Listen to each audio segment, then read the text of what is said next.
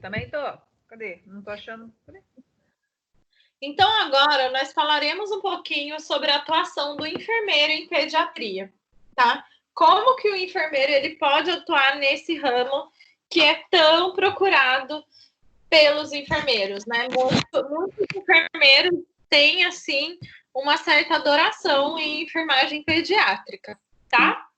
Então, quando a gente fala da atuação do enfermeiro em pediatria, nós queremos dizer que o enfermeiro ele pode atuar na assistência direta de crianças do período pré-natal, neonatal, lactência, do infante, do pré-escolar, da idade escolar, tá? Considerando também os adolescentes, que vão da faixa etária de 11 até os 19 anos. A atuação do enfermeiro em pediatria, ela pode se dar no ambulatório, no pronto atendimento, na unidade de internação pediátrica e na UTI pediátrica. Então, como que o enfermeiro ele realiza o atendimento ambulatorial em pediatria? O atendimento ambulatorial ele pode ocorrer em ambulatórios específicos de pediatria e também ele pode se dar nas unidades básicas de saúde e na estratégia de saúde da família. Lembrando que na Organização Mundial de Saúde, no Ministério da Saúde brasileira, nós temos vários programas que prevêem essa assistência direta ao paciente pediátrico, tá? E lá na UBS, na estratégia de saúde da família, o enfermeiro ele vai intervir em consultas de enfermagem, consultas de puericultura, visitas domiciliares, ele vai atender também na vacinação, e o enfermeiro ele deve realizar atividades, principalmente as ações educativas em saúde, em parceria com escolas, igrejas e comunidades. Os principais atendimentos, então, no ambulatório em saúde da criança e do adolescente são puericultura, imunização, a elaboração e implantação de programas voltados à saúde da criança e do adolescente, visitas domiciliares, ações de educação em saúde com parceria entre igrejas, escolas, cooperativas e comunidades, a consulta de enfermagem. E lembrando que o enfermeiro ele começa a atender essa criança desde o atendimento do pré-natal da gestante. E como realizar a puericultura, né, gente? A puericultura é fundamental, é a fundamental assistência aí prestada pelo enfermeiro em pediatria. Então, gente, a puericultura, ela baseia-se na atuação preventiva na pediatria, tá? Que possui uma função de promover e proteger a saúde da criança através de uma atenção bem integral e holística, além de compreender o seu desenvolvimento e particularidades, considerando também o olhar para a família e o seu entorno. E, por fim, ajudar a analisar todo o conjunto bio, psico, sociocultural daquela criança. A puericultura, ela é realizada de orientações, anamnese, exame físico completo nas consultas de rotina que possibilitam um melhor acompanhamento e detecção precoce de possíveis alterações clínicas, alimentares, de desenvolvimento, de crescimento, de comportamento, entre outras. E aí nós vamos ter que definir melhor o que é o crescimento e o que é o desenvolvimento. Isso vocês têm que ter com clareza na mente de vocês, tá? Então, o índice de crescimento, pessoal, ele é apontado como um indicador que reflete a condição de saúde do passado e presente de crianças e adolescentes. Ao longo do tempo, também permite avaliar o desenvolvimento social e econômico de uma nação, incluindo objetivos mais amplos relacionados com a equidade social. Então, gente, a partir desse índice de crescimento infantil, nós conseguimos avaliar como que está a intervenção social daquela comunidade, daquele município, daquele estado ou daquele país. Até 2 anos, os fatores exógenos, eles afetam o crescimento de forma mais determinante do que os endógenos.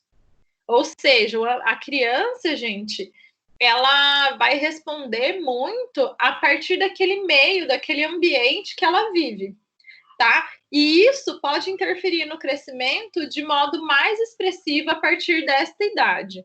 Então, tem muitos autores que falam que a criança, ela desenvolve a sua personalidade até os 2 anos de idade, tá? Então, até os 2 anos de idade, a criança, ela deve viver em um ambiente confortável e adequado, tá? Lembrando que nós não podemos levar em consideração na puericultura somente os fatores alimentares, os fatores de saúde, mas nós temos que ver como que está esse ciclo, né, esse ambiente familiar daquela criança, tá? Então, a avaliação do crescimento, ela é realizada por meio da antropometria, né? Então, é a aferição dos dados antropométricos da criança, um método mais utilizado para o diagnóstico nutricional em nível profissional. Mas, sobretudo, na infância e na adolescência, é muito fácil e, assim, tem um baixo custo realizar a aferição antropométrica das crianças, tá? E olha que informação importante, que em 2006, a Organização Mundial de Saúde colocou à disposição dos profissionais de saúde 2 conjuntos de tabelas e gráficos para o acompanhamento do crescimento e desenvolvimento infantil. Então, esses gráficos nós podemos ver em alguns calendários de vacina. Se vocês buscarem lá no Google por caderneta da criança, vocês vão identificar esses 2 gráficos lá, que eles avaliam o percentil de crescimento da criança. E estudos realizados no Brasil, gente, mostram que nas últimas décadas, o declínio da desnutrição, identificado pela avaliação antropométrica da criança, é atribuído essencialmente ao programa de renda familiar, aumento da escolaridade das mães, maior acesso aos cuidados básicos de saúde e uma expansão da rede pública de abastecimento de água. Então, como eu falei, né, os fatores exógenos, eles vão interferir muito nesse crescimento, tá? Então, assim, tem um estudo que eu achei muito legal, que ele fala que quanto menor o nível de escolaridade da mãe, maior a taxa de mortalidade da criança, né? Então, em comunidades, municípios, em regiões onde a escolaridade da mãe, tem um nível muito baixo, a mortalidade, consequentemente, será maior, tá? E, no entanto, também, a desnutrição nos primeiros anos de vida ainda é um dos maiores problemas enfrentados por países em desenvolvimento, como, por exemplo, no Brasil, tá? Há evidência de que a deficiência do crescimento na infância está associada à maior mortalidade, ao excesso de doenças infecciosas, ao prejuízo para o desenvolvimento psicomotor, ao menor aproveitamento escolar e à menor capacidade produtiva na vida adulta. Então, uma criança que tem um déficit de crescimento na infância, ela pode se tornar um adulto pouco produtivo, né? Então, as consequências da desnutrição e de um índice de crescimento baixo, elas podem ser vistas até e refletidas até a vida adulta, tá? Então, atualmente, o retardo estatural representa a característica antropométrica mais representativa do quadro epidemiológico da desnutrição do Brasil. Então, se nós formos olhar dados, tá, de estatura do Brasil, nós conseguimos identificar, sim, que a gente ainda tem a desnutrição. Porém, nós conseguimos identificar também que a estatura dessas crianças tem aumentado. Mas ainda temos relatos de desnutrição, de fome e de miséria, tratando-se de que o Brasil é um país em desenvolvimento. E apesar desse cenário, estudos recentes mostram, então, o aumento da obesidade infantil no mundo e no Brasil. E aí, aquela situação que eu falei na outra aula para vocês, que nós temos que refletir, né? Nós temos um índice de crescimento baixo e temos também uma taxa de obesidade infantil no Brasil e no mundo muito alta. E aí, o que nós podemos refletir com relação a isso?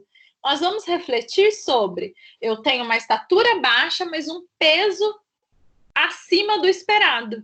Por quê? Porque essas crianças não crescem adequadamente, certo?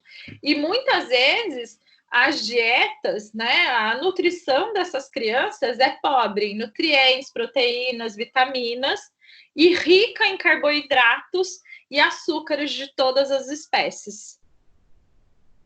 O Ministério da Saúde, ele propõe, então, gente, a utilização da caderneta de saúde da criança para o segmento do crescimento da criança, desde o nascimento até o 10º ano de vida, através de gráficos de acordo com a idade e sexo, aferição do perímetro cefálico e o índice de massa corporal, tá? Depois eu vou deixar esse link aqui, tá? Que é um link do CISVAN. O CISVAN é um programa que avalia o índice de nutrição e crescimento das crianças em toda a rede do SUS, tá? Se vocês quiserem também, como sugestão, entrem no Google e digitem Caderneta da Criança do Ministério da Saúde Brasil.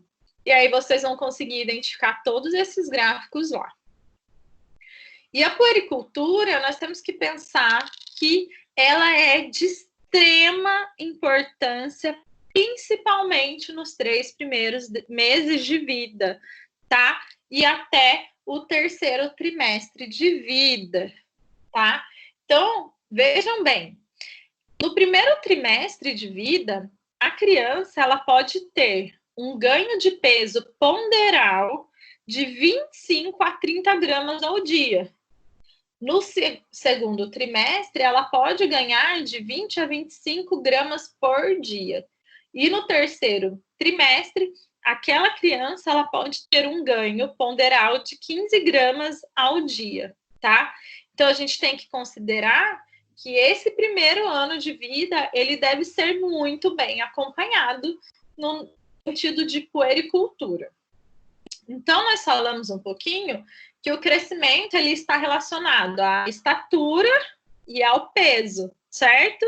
Ao índice de massa corporal. E o desenvolvimento?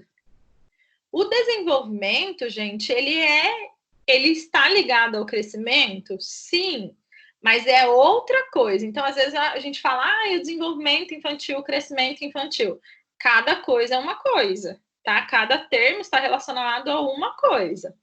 O desenvolvimento infantil é o quê, então, gente? Ele é uma das ações básicas desenvolvidas no processo de avaliação da criança, em que a OMS estabelece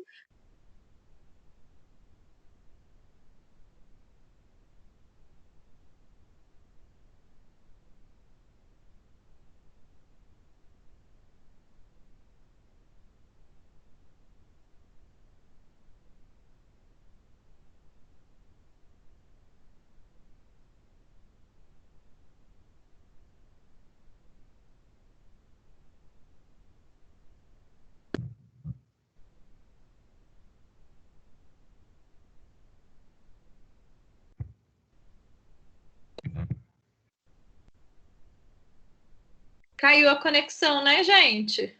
Caiu, o meu ficou mudo, sumiu a tela. E agora?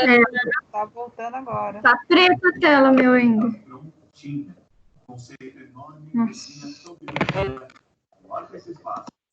Vê aí se voltou, gente. A minha tela ainda tá preta. Tá. Isso aqui é de vocês. Voltou? Não. De 750 mil dólares. Após a reforma de 80 mil dólares, o novo valor estimado da casa é de 845 mil dólares. Uma valorização de 95 mil dólares. Como estão as coisas aí? Muito bem. Tá bom, agora eles têm que tomar uma decisão. Apesar do novo e belo projeto do térreo, das novas opções para guardar coisas e da magnífica lavanderia, alguns cenários inesperados impediram que Espera só um pouquinho, tá?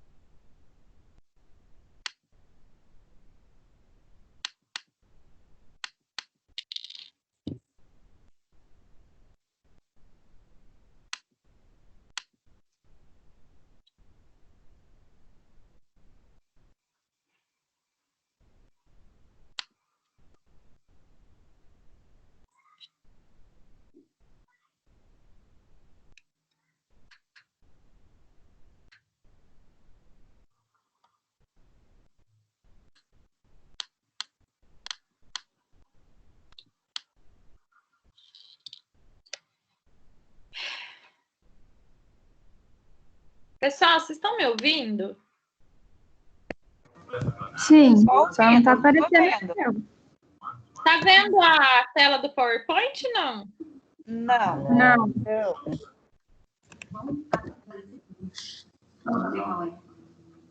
Já tomaram uma decisão? Já tomamos, sim. Vocês vão amá-la? Ou vão deixar?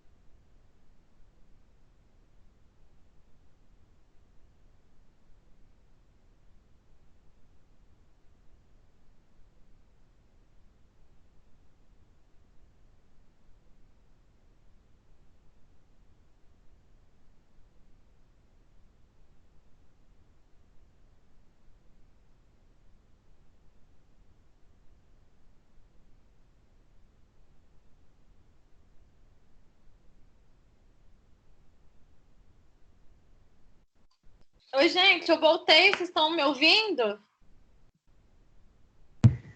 Agora eu tô vendo a senhora também. Ai, ufa, saiu a conexão. Um sem colégio, cozinha espaçosa, sala de recreação para as crianças e um sistema de filtragem de água. Eu não sei o que aconteceu, mas eu vou dar continuidade, tá bom? Desculpa. Tá bom.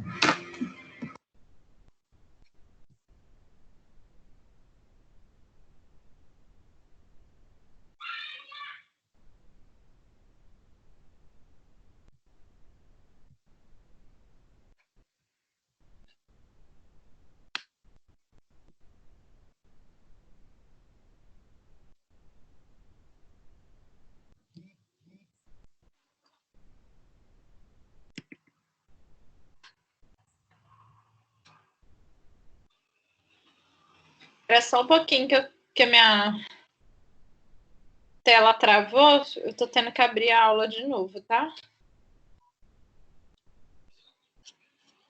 Estão vendo a minha tela? Sim. Sim. Sim. Então, nós falamos no desenvolvimento, né?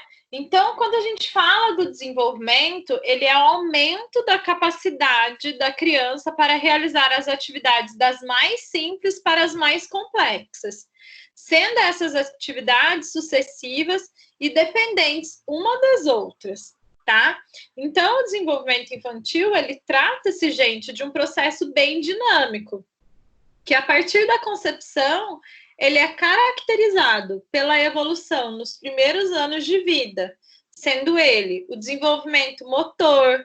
Então, a gente tem o desenvolvimento da coordenação motora fina e da coordenação motora grossa, né?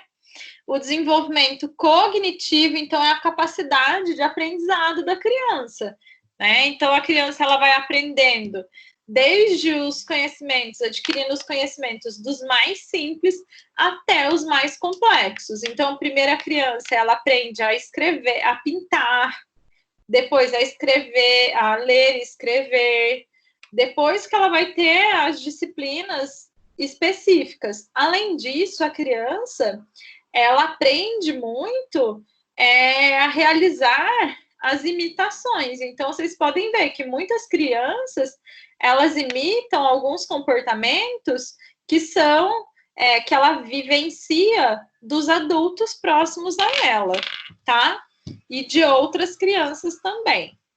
O desenvolvimento pessoal, então, é aquele conhecimento, aquele desenvolvimento que ela tem de si mesma, né? E que é peculiar a cada criança. O desenvolvimento social e o desenvolvimento espiritual. Lembrando que o desenvolvimento social e o espiritual estão muito ligados aos fatores exógenos, aquilo que ela vivencia no ambiente em que ela vive, tá? E aí a gente tem essa ficha aqui, depois se vocês quiserem acessar, tem tanto na caderneta da criança, quanto no site do Ministério da Saúde, tá? Essa é uma ficha que ela pode ser empregada pelo enfermeiro, tá? Durante a consulta de enfermagem. É uma ficha muito adequada para nós avaliarmos o desenvolvimento da criança. Então, nessa ficha, ela mostra desde os primeiros reflexos primitivos até a fase do infante, o toddler, a fase pré-escolar e a fase escolar. Então, o que cada criança ela vai apresentar? Então, aqui o primeiro item é abrir e fechar os braços em resposta à estimulação, que é o reflexo de Moro. Aí o enfermeiro ele deve ir lá e fazer um X em qual idade de meses que aquela criança apresentou isso. Então, aqui, por exemplo, essa primeira parte da caderneta, ela fala da idade de 1 mês até 15 meses, tá? Então, lá na avaliação do crescimento, nós vamos avaliar todas as medidas antropométricas, tá? E na avaliação do desenvolvimento, nós podemos lançar mão dessa cartilha que ela pode nos apoiar na avaliação de cada fase daquela criança, tá? E aí, gente, gostaria de comentar também que uma das ações realizadas pelo enfermeiro é a imunização, tá? Que ela deve ser supervisionada e adequada a cada faixa etária, tá? Então, é importante que o enfermeiro, ele conscientize os pais com relação à imunização, tá? Lembrando que nós temos ainda muitos movimentos anti-vacina, tá? Que nós, enquanto enfermeiro, considerando que a enfermagem é uma ciência, nós não podemos admitir, tá? Nós temos que pregar, assim, que todas as vacinas, elas são científicas, elas têm curácia, né? Então, elas têm comprovação científica.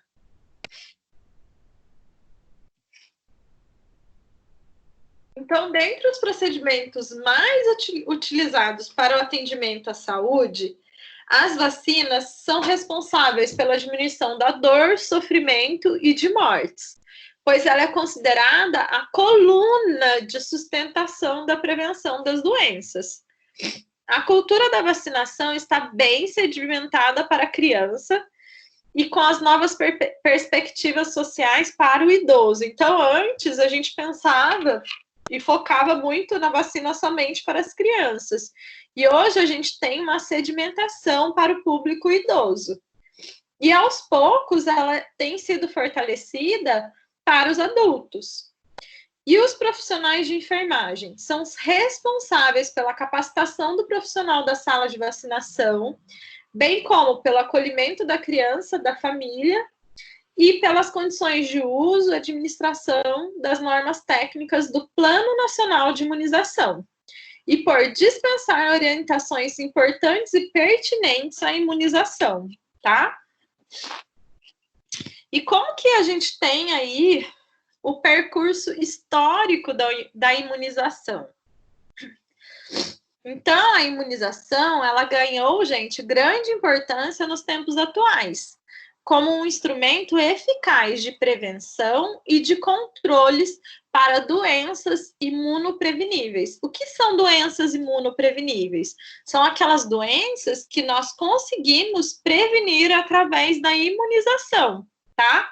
E nós temos exemplos bem recentes de eliminação da poliomielite, do sarampo, tá? Através de quê? De altas taxas de coberturas vacinais. Então, a gente tem aí uma história da imunização do Brasil e do mundo, tá? Então, a história da imunização, ela mudou muito o rumo da história natural das doenças, né? E ela vem ganhando sua popularização no mundo todo. Um dos maiores e primeiros modelos epidemiológicos foi a técnica da variolização, tá?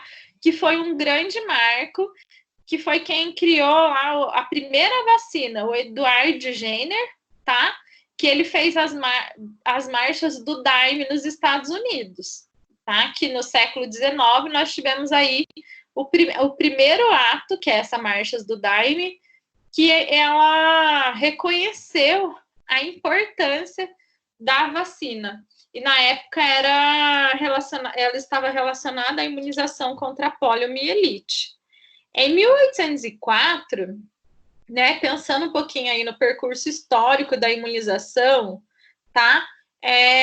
Nós tivemos instituída a primeira vacina aqui no Brasil, que foi contra a varíola. Em 1885, nós tivemos a introdução da primeira geração da vacina antirrábica.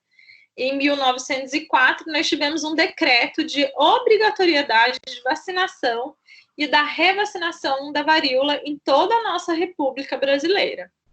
Em 1907, nós tivemos a criação, tá, do Instituto de Patologia Experimental de Manguinhas, que hoje é o Oswaldo Cruz, onde eles estabeleceram as primeiras normas e as primeiras estratégias para o controle de mosquitos e de vetores da febre amarela. E aí foi um marco conceitual da campanha e da prevenção da febre amarela no Brasil. Em 1937, nós tivemos a produção e a introdução da vacina contra a febre amarela, depois de passados 30 anos, né, da realização dos testes pelo Oswaldo Cruz. Em 50, nós implantamos a vacina DTP, tá? Que é a vacina contra o tétano. Em 61, nós tivemos uma campanha experimental de vacinação contra a poliomielite em Petrópolis e Santo André. Então, na época, eles escolheram 2 grandes cidades para eles realizarem os testes. E, nessa época, eles identificaram que eles tiveram uma redução importante da poliomielite nesses locais. E, a partir de então, eles foram disseminando a vacina contra a poliomielite em todo o Brasil. Em 62, nós tivemos a primeira campanha nacional com uma cobertura e abrangência super alta contra a varíola. Em 67, nós tivemos a introdução da vacina contra o sarampo para as crianças de 8 meses até os 4 anos de idade, que foi um marco, assim, muito importante para a história de imunização do Brasil. Em 68, assim, nem faz muito tempo, né, gente? Nós tivemos o início da vacinação contra o BCG no Brasil, que é o bacilo de Koch, tá? Que é aquela primeira vacina que os recém-nascidos tomam hoje, que eu vou mostrar mais para frente, tá? Em 71, nós tivemos a ocorrência no Brasil do último caso de varíola. Então, se a gente for avaliar, nós tivemos a vacinação, a introdução da vacina contra a varíola aqui, né? E aí, em 1971, nós tivemos o último registro da varíola, tá? Em 71, nós tivemos outro marco importante, tá? Se a gente pegar toda essa linha de tempo, um marco referencial bem interessante, que foi a implantação do programa, a criação do Programa Nacional de Imunização. Em 77, nós tivemos o primeiro calendário básico de imunização do Brasil, então foram determinadas as idades para a realização de cada vacina. Em 89, nós tivemos a implantação gradativa da vacina contra a hepatite B, iniciando na área de Puros, do Acre, e Labreia. Em 1992 até 2002, nós também tivemos a implantação gradativa da vacina dupla, que prevenia sarampo e rubéola, ou a tríplice viral, que prevenia sarampo, cachumba e rubéola. Então, elas foram implantadas gradativamente, primeiro como a dupla e depois como a tríplice. Em 2002, nós tivemos a introdução da vacina tetravalente para os menores de 1 ano. Em 2003, nós tivemos uma atualização do calendário vacinal de menores de 12 meses até 11 anos de idade. Então, nós ampliamos aquele calendário que era até os 4 anos de idade para 11 anos de idade. E esse calendário, ele foi instituído na portaria 597, que é uma portaria interessante da gente ler, que ela cai em concurso, tá? Que é a implantação do calendário básico de vacinação. Ainda em 2004, nós tivemos um marco histórico importante, onde nós tivemos uma cobertura nacional de 92,80% da campanha da vacina contra o sarampo. Em 2006, nós tivemos a inclusão da vacina contra o rotavírus humano para menores de 6 meses de idade, que ele vai prevenir as doenças diarreicas mais comuns da infância. Em 2008, nós tivemos uma campanha nacional contra a rubéola, com 68 milhões de adolescentes, jovens e adultos vacinados. É muita gente, né? E aí nós temos aí, em 2009, a pandemia mundial de influenza do tipo A, tá? Que foi a pandemia da H1N1, que até nos dias de hoje, né, nós temos aí comentários, né, muitas abordagens sobre ela, onde não foi feito nenhum tipo de isolamento, mas descobriram a vacinação dela muito rápido, né? Nós tivemos vários óbitos, várias situações de pandemia, relacionadas, né, conflitos relacionados a essa pandemia, tá? Tivemos uma taxa de mortalidade também bem grande. Em 2010, nós tivemos a primeira campanha, então, contra a influenza. Então, para vocês verem que a situação de pandemia da influenza foi em 2009, logo em 2010 eles já tinham aí conseguido identificar a vacinação e ela já estava inclusa na campanha. Em 2011, nós tivemos a ampliação do calendário vacinal. Em 2019, nós temos aqui o quê? O que nós tivemos em 2019? Que a gente enfrentou aí como Brasil e o mundo todo. Nós enfrentamos um movimento anti-vacinas, né? Que se a gente for pensar, avaliar toda a ciência por trás da imunização, é um movimento que não tem muito nexo, né? Ele não tem fundamentação científica nenhuma. Uma vez que há comprovação científica de que as vacinas, elas atingem até 99,9% de eficácia. Então, é até meio... É bem errado, bem inadequado nós pensarmos no movimento antivacina, né? E em 2020 nós temos o quê, gente? O que nós estamos enfrentando agora? A pandemia, né, do Covid-19, que é um tipo de SARS. E por que a imunização é tão importante, né? Se a gente for refletir sobre a pandemia instalada do Covid-19 nos dias de hoje, a gente consegue compreender, né, a importância da imunização, porque todos nós estamos sofrendo, estamos lutando, por quê? Porque a gente não tem uma vacina. Então, cabe a nós uma reflexão de como seria o mundo sem as vacinas. Né? Então, a gente tem aí um 2020 completamente conturbado pela falta de uma das vacinas, né? Pela falta da vacina para a prevenção de uma doença.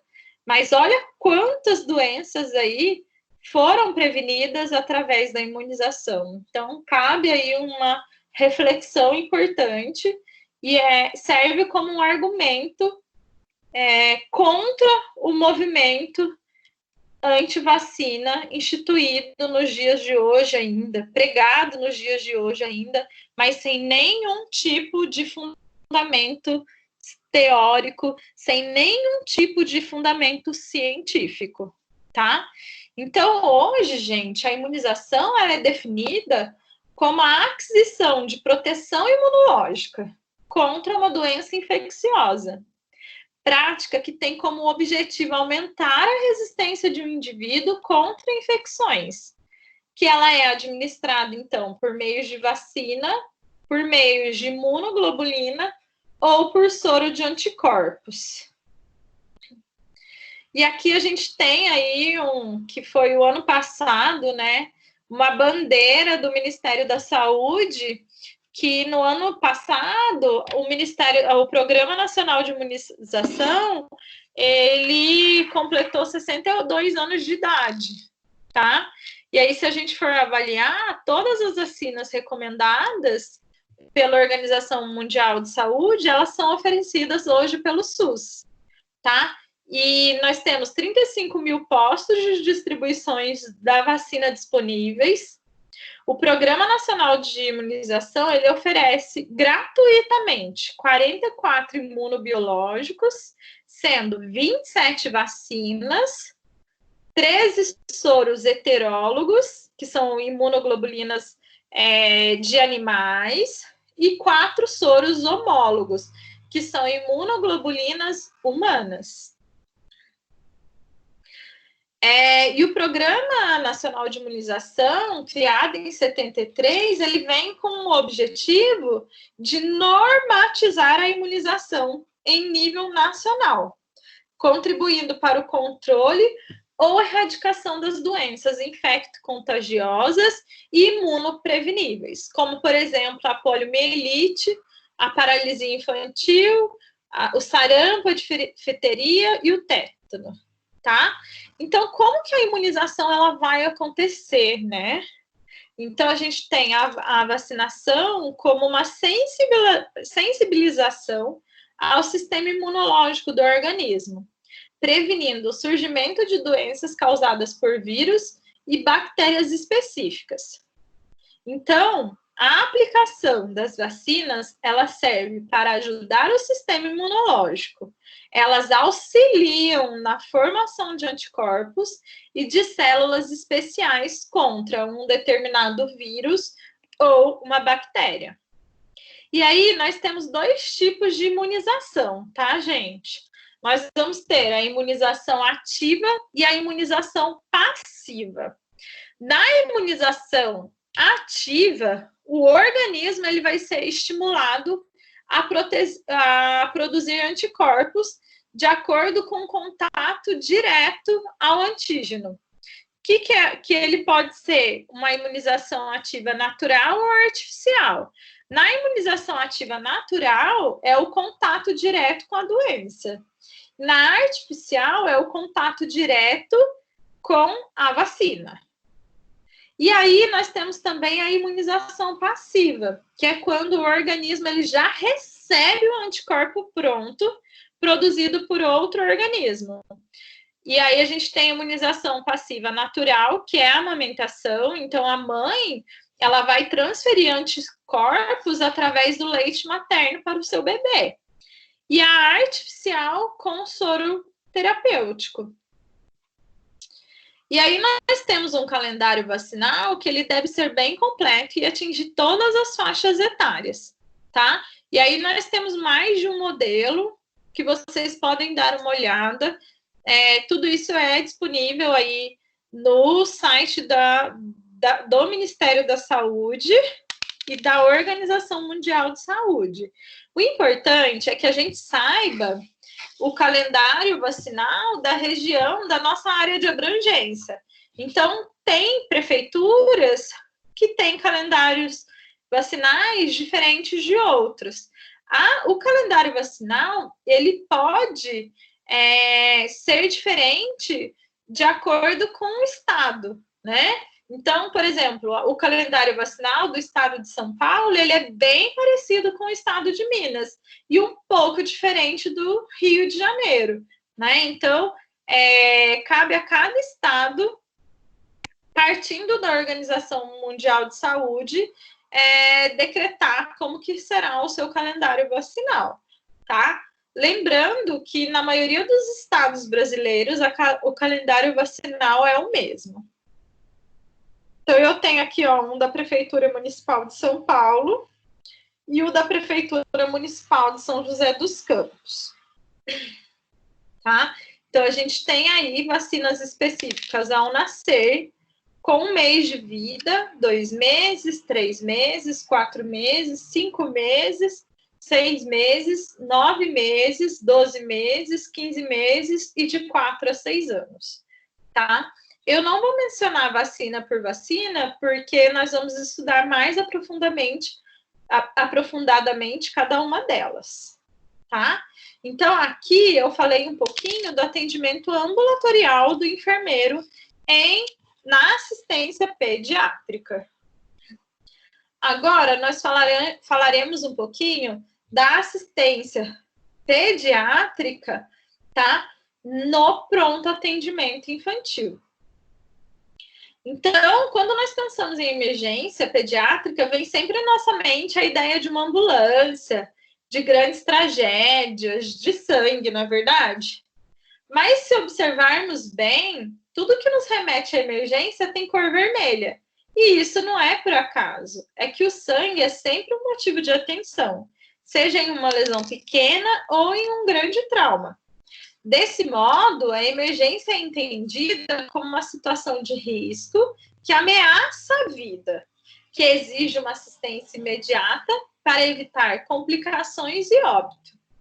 As principais situações de emergência pediátrica são as respiratórias, como a asma e a bronquiolite, as neurológicas, que são as convulsões e os traumatismos crânioencefálicos, a queda, queimaduras e hemorragias, e a emergência mais crítica que nós podemos perceber no pronto atendimento é a parada cardiorrespiratória.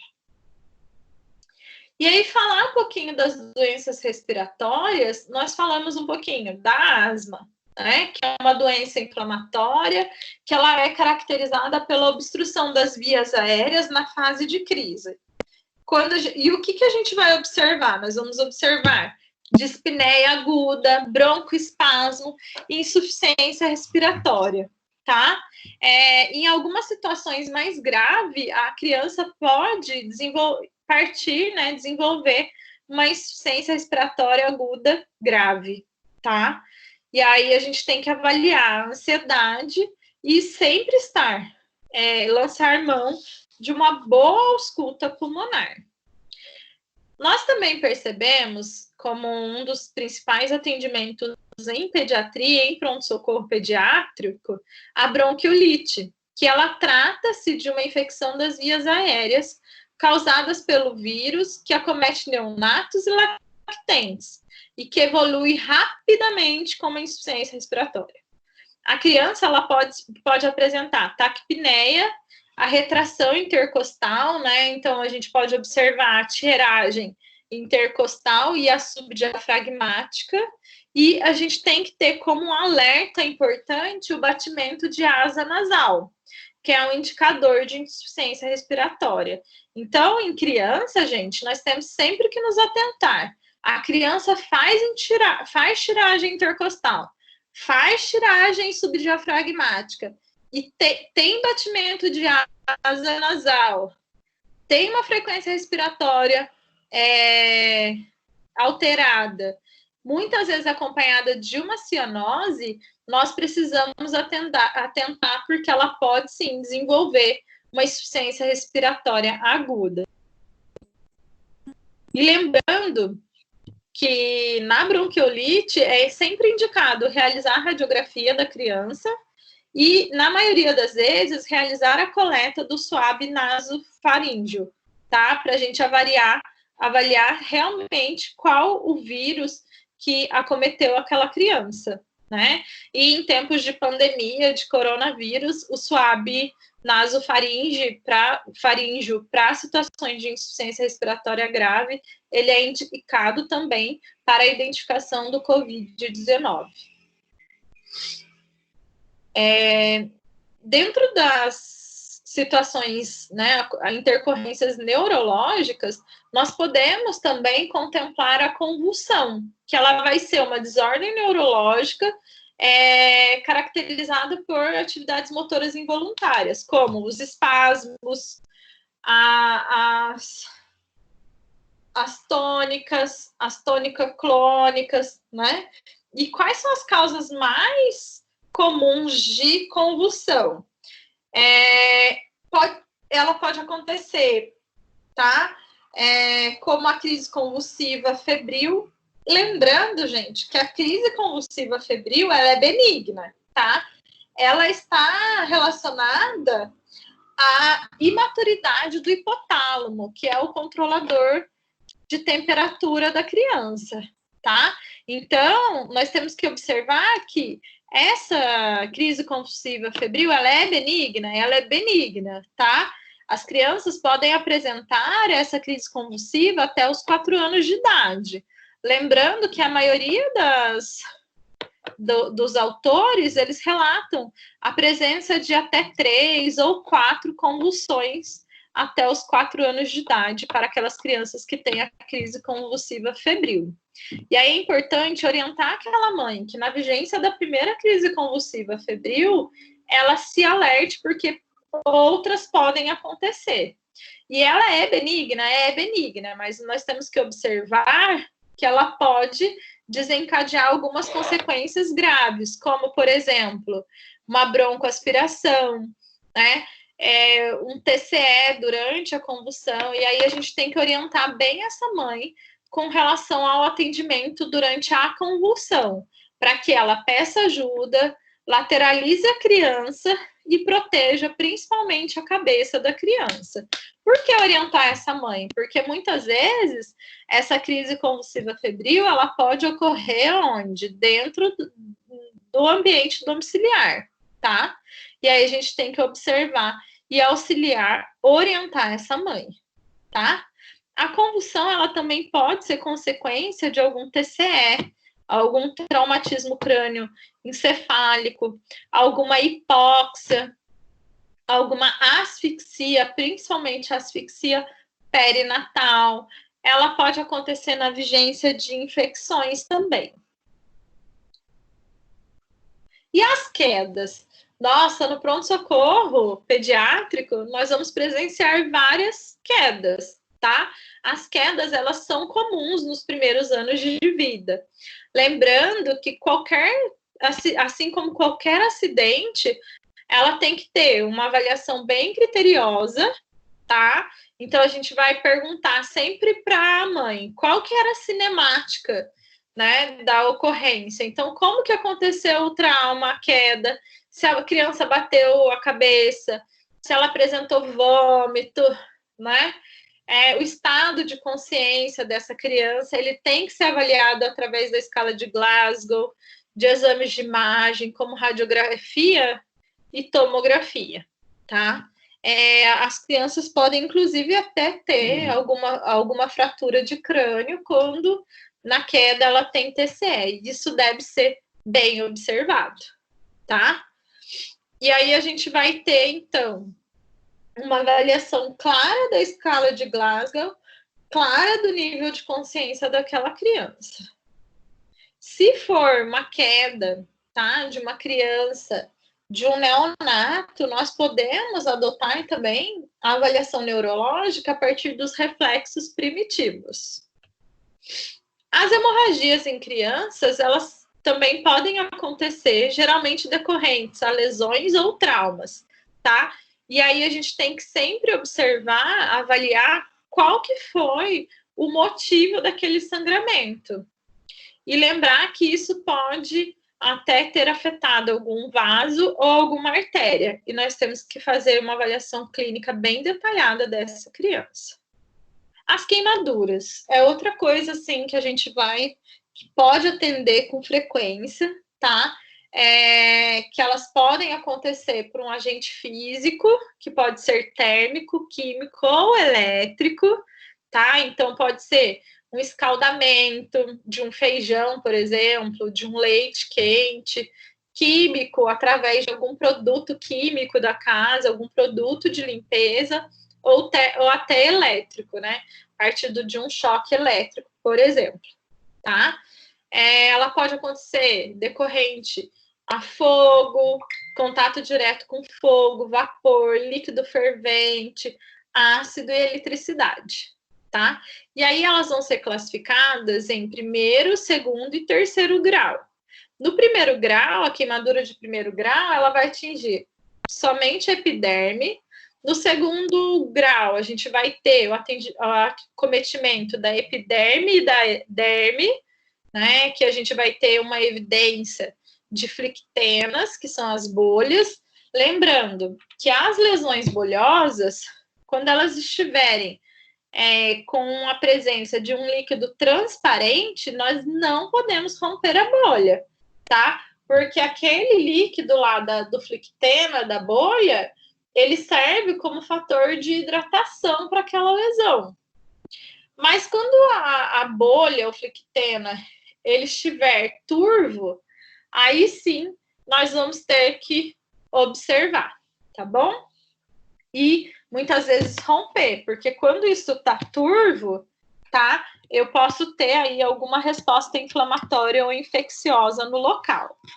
E a de terceiro grau, que é a queimadura mais grave, ela vai acontecer, ela vai acometer o quê? Todas as camadas da pele, podendo inclusive causar necrose, tá? E aí a gente vai utilizar a regra dos 9, que eu mostrei o ano passado para vocês em semiotécnicas, tá? De avaliação da porcentagem da queimadura, tanto na criança quanto no adulto, tá?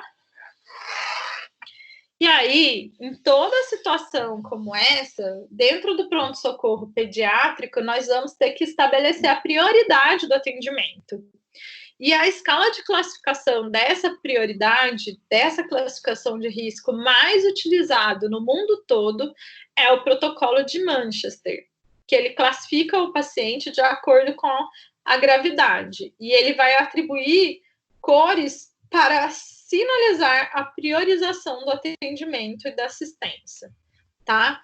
Então, a gente pode ter a criança classificada, assim como o adulto, em vermelho, que é uma situação de emergência, que a intervenção deve ser feita de imediato, muito urgente, que é a laranja, que eu tenho que ter uma intervenção em até 10 minutos, a amarela, urgente, que eu tenho que ter uma intervenção em até 50 minutos, a verde, pouco urgente, que caracteriza uma intervenção de até 120 minutos, e a não urgente, azul, que é aquelas crianças que podem aguardar um atendimento ou serem, inclusive, encaminhadas para outros serviços de saúde, tá? Que pode levar aí até 240 minutos, tá? Sendo, gente, que é muito importante que na criança, raramente a gente vai deixar chegar no verde ou no azul, tá? Por quê? Porque a criança, ela pode ter seu quadro agravado muito rapidamente. Então, raramente a criança vai aguardar aí 120 minutos para atendimento, tá? Isso levando em consideração que a gente tem várias instituições, vários serviços muito grandes que fazem o atendimento de um grande número de crianças, tá? Mas a gente tem que observar bastante e tomar cuidado com a escala de priorização da assistência, tá? Porque muitas vezes os sinais, né, os dados semiológicos daquela criança, eles não são muito claros, uma vez que elas têm dificuldade em se expressar. E aí a gente vai avaliar, né, vai utilizar, demandar, lançar mão de escalas de classificação de dor e de desconforto, tá? Lembrando que o que eu vou avaliar, por exemplo, na criança como vermelho? Ela pode ter aí um comprometimento de via aérea, uma respiração ineficaz, um choque, que pode ser um choque séptico, um choque hipovolêmico, uma criança que não responde, uma criança que está na vigência de uma convulsão. O laranja, eu posso ter uma grande hemorragia, uma alteração de estado de consciência, uma criança muito quente, uma dor muito severa. No amarelo, eu tenho uma pequena hemorragia, uma história inapropriada, vômito persistente, uma hipertermia e uma dor moderada, tá? E aí, lembrando que o azul e verde raramente são aplicados dentro da enfermagem pediátrica, tá? E aí a gente vai para o último e não menos importante, que é a unidade de internação pediátrica, tá? Já lá na unidade de internação pediátrica, o que é o enfermeiro? Como que vai ser a atuação do enfermeiro? A princípio de tudo, ele vai sistematizar a assistência de enfermagem de maneira individualizada para cada criança.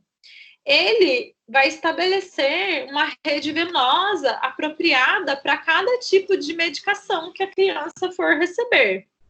Instalar a manutenção de dispositivos invasivos. Então, em pediatria, o enfermeiro realiza a inserção de dispositivos invasivos. o controle de antibiótico terapia, lembrando que a antibiótico terapia em criança, geralmente a gente faz com o uso de bombas de infusão, tá? Sejam as bombas de infusão de seringa ou as bombas infusoras comum. O enfermeiro na unidade de internação pediátrica, ele também tem que ser um disseminador de práticas voltadas à segurança do paciente e da qualidade de assistência, fazendo uma boa gestão dos recursos humanos, materiais, físicos e financeiros, tá? Então, em enfermagem pediátrica, nós temos todas essas abordagens, tá? Seja lá no ambulatório, seja lá na unidade de internação pediátrica, né? Seja no pronto atendimento pediátrico e na UTI pediátrica que eu já mencionei agora há pouco, tá? Podem ligar o microfone de vocês, por favor.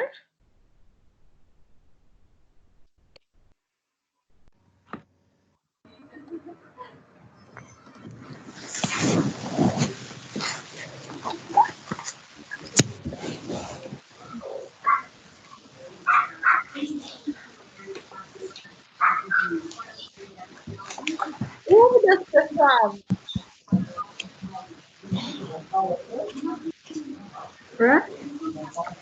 Vocês têm dúvida? É um conteúdo bastante extenso, né? Sim. Demais, né? Alguém tem alguma dúvida relacionada ao conteúdo?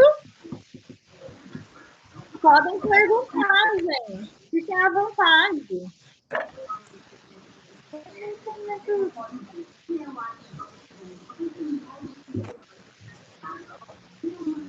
Agora, eles estão dando, com 5 anos, a segunda dose da febre amarela. Ela já entra nesse calendário da criança?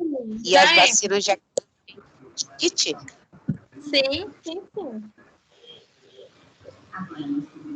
Tá? A gente também tem que considerar as vacinas do HPV também, para meninas e meninos, né? Entre outras vacinas, tá? Eu farei uma abordagem mais específica sobre as vacinas nas próximas aulas, tá bom? Pessoal, acho que a gente até, assim, se tiver alguma dúvida, podem aproveitar, mas a gente já vai encerrar, tá? O conteúdo hoje foi bem extenso, né? 2h18, bastante tempo. Então tá. Alguém quer fazer alguma colocação? Além dele? Não? Então, pessoal, boa noite. Tchau para vocês. Bom descanso. Tchau. Tchau, boa noite. Boa noite.